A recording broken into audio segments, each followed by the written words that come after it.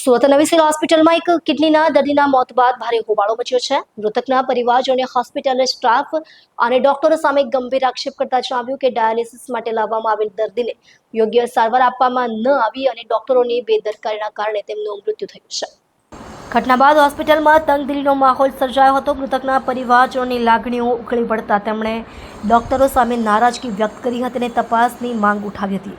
આ મામલે હોસ્પિટલના ચીફ મેડિકલ ઓફિસરે નિવેદન આપતા જણાવ્યું કે દર્દી છેલ્લા લાંબા સમયથી કિડનીની બીમારીથી પીડાતા હતા અને ડાયાલિસિસ માટે હોસ્પિટલમાં દાખલ કરાયા હતા।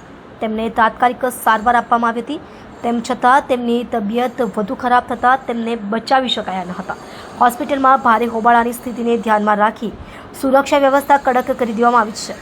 પોલીસની હાજરીમાં સ્થિતિને કાબૂમાં લેવામાં આવી રહી છે અને પરિવારજનો સાથે ચર્ચા કરી તેમને શાંત પાડવાનો પ્રયાસ કરવામાં આવી રહ્યો છે। પરિવારજનોની માંગ છે કે હોસ્પિટલ તંત્રને જવાબદાર ડોક્ટરો સામે કડક પગલાં લેવામાં આવે।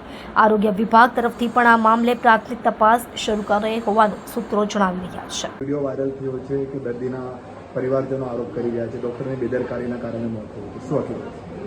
આ વિડીયો અમારા ધ્યાને આવેલ છે। તે બાબતમાં અમે મેડિસિન વિભાગને પૂછેલ અને તે મેડિસિન વિભાગ તરફથી અમને મળેલ માહિતી મુજબ આ દર્દી 17 તારીખે સવારના 10:45 કલાકે સુરત સિવિલ હોસ્પિટલ ખાતે કેઝ્યુઅલ્ટી વિભાગ ખાતે સારવાર માટે આવેલ।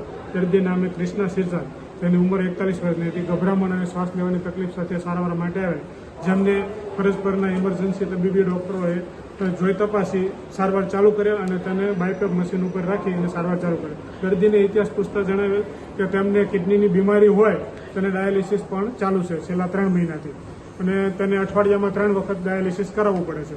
સોમવારે ડાયાલિસિસ કરાવેલ, બુધવારનું ડાયાલિસિસ અમોએ કોઈ કારણોસર નથી કરાવેલ અને આજે ગુરુવારે આ તકલીફ થતાં અમે સારવાર માટે અહીંયા સુરત સિવિલ હોસ્પિટલ ખાતે લાવેલા છે। ડૉક્ટરોએ આ બધી વિગતની નોંધ કરી સારવાર ચાલુ કરી અને બપોરના આશરે લગભગ 1 થી 1.5 વાગ્યા આસપાસ તે લોકોને ડાયાલિસિસ વિભાગ ખાતે ડાયાલિસિસ માટે મોકલેલા અને એનું ડાયાલિસિસ પૂર્ણ થયું આશરે લગભગ 6 વાગે। 6 થી 6:15 કલાકે એને વોર્ડમાં ટ્રાન્સફર કરેલા। ત્યારબાદ તેને ચેકઅપ કરતા એનું બીપી વધારે ડાઉન થતાં અને દર્દીના સગાને એની પરિસ્થિતિની ગંભીરતાની જાણ પણ કરેલ અને કહ્યું કે એને જરૂર પડે તો મશીન પર લેવો પડશે અને વેન્ટિલેટર ઇન્ટ્યુબેટ કરવા પડશે। ત્યારબાદ લગભગ 8:30 થી 9 થી સવા 9ના ગાળામાં દર્દીને ઇન્ટ્યુબેટ કરવામાં આવેલ અને ત્યારબાદ તેની સારવાર કરેલ। ત્યારબાદ દર્દીનું મોત લગભગ 9:45 આજુબાજુ દર્દી મરણ પામેલા અને ત્યારબાદ દર્દીના સગા સાથે ડૉક્ટરો સાથે રકઝક થઈ અને જે વિડીયો વાયરલ થયો છે તે અંગેનો છે।